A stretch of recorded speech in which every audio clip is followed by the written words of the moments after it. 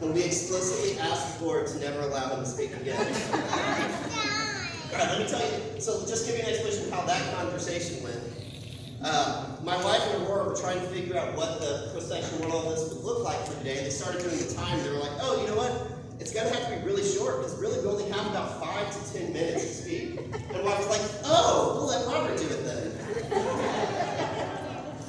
For those of you who have never heard me speak, I believe in being very succinct. Right? I like fitting in. I don't want to get up here and talk for 40 minutes. No one wants to hear me talk for 40 minutes. 100%. So I try to get it done as quickly as possible. Those jokes are getting a little mean though, because my wife looks at me and goes, well, I'll have him do announcements and I'll have him preach. And she turns to me and she goes, do you think that'll give me enough time to change?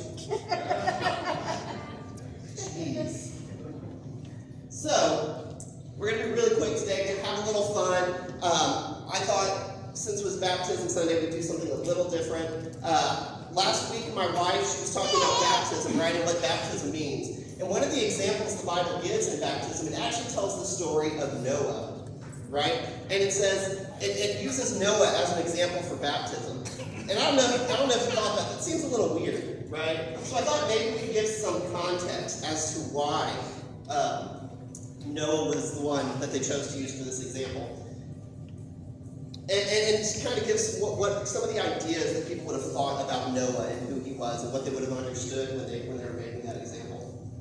By the way, have you ever read Noah as an adult? Like, go back and read that story? You know, they were on the boat for almost 2 years. You want to, not 2 years, it was like a year, right? It was 4 days, 4 nights, and then the rest of it was a year. Have any of you ever been on a really long road trip with your kids? Yes. I mean, I will say, I knew some of you through COVID, and after a week, most of you were ready to get out of the house. Yes. So being stuck in a boat with your kids for a year, I'm just saying that entire drinking scene that happens when Moses gets drunk really puts that in perspective. As an adult, you know what they just went through.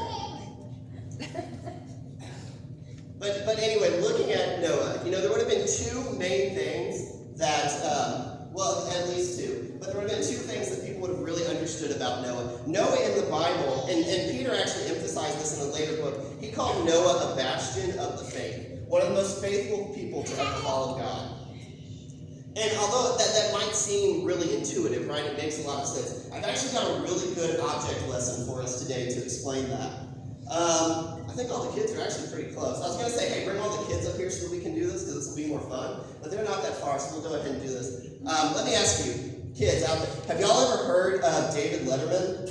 Yeah. No, we have one. You've heard of David Letterman?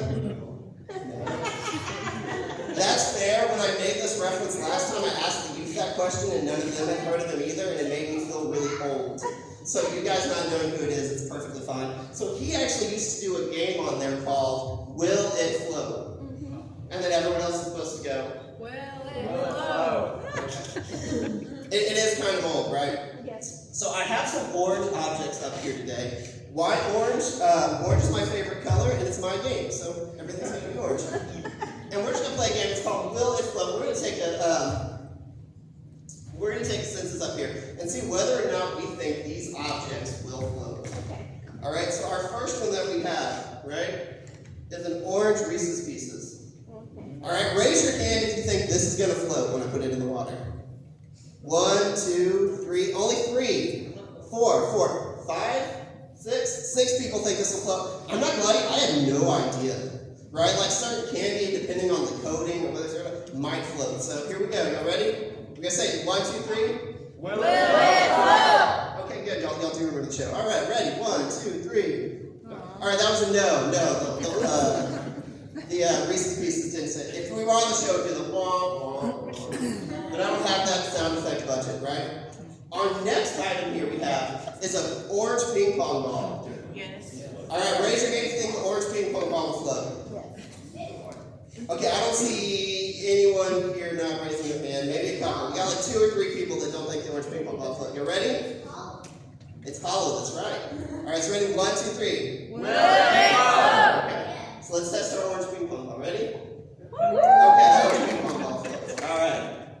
That one's probably kind of too obvious. So the last one we have here is we have an orange. An actual orange. Raise your hand if you think the orange will float.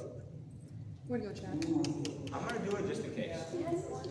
Maybe about half. Maybe about half. We're going to split on this one, right? So we don't know. Will the orange float? Y'all ready?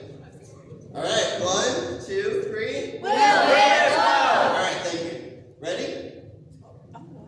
Oh, where'd you go? Some of you may have seen this done before, and so probably already knew oranges float. I'm not gonna lie to you though, it is actually about a 50-50 odds whether or not that orange is gonna float. And it has everything to do with whether or not the seal on the top of the orange where you peeled it off was broken and it allows air. If not, oranges float. So there's your interesting fact for today. The reason I think this is such a good demonstration of the faith Noah had is when we look at the story of Noah, a lot of biblical scholars believe that before Noah, it had never rained before. And that's because the Bible tells us that was the time when we got the sign of the rainbow, and the rainbow had been put in the sky. So before that, it had never rained. No one knew that water would actually fall from the sky, that was even possible. That being said, it also tells us that people didn't start eating meat until after Noah. That before that, we ate vegetables. So it's actually quite possible, too, when Noah was building the ark, that he was building the first boat. Because there would have been no reason for them to need to traverse any water. They weren't trying to fish, they weren't trying to do any crazy trading. So Noah was likely building this gigantic structure. And so I looked up some facts about the boat. They recreated, and if you don't know, Noah's Ark was approximately 510 feet long. Which, if you don't know, the Titanic is 800 feet long, but the Titanic is made out of steel. Noah's boat was made out of wood, so it's pretty impressive, right? Noah's Ark would have weighed approximately 2,650,000 pounds. Wow. You can look that up. It's crazy. That's not even including the animals, right? And so he's getting these descriptions from God. Oh, we don't know how long it took Noah to build the ark. Estimates are believe that it could have taken anywhere between 5 years and 100 years, depending on whether or not he had outside help. I personally don't believe he had any outside help because I think people would have thought he was crazy. So it probably took a lot closer to the 100-year mark than the 5-year mark. The point is, Noah was building this for a really long time. This very heavy vessel with very specific instructions that he was given, he didn't even know whether or not it would float.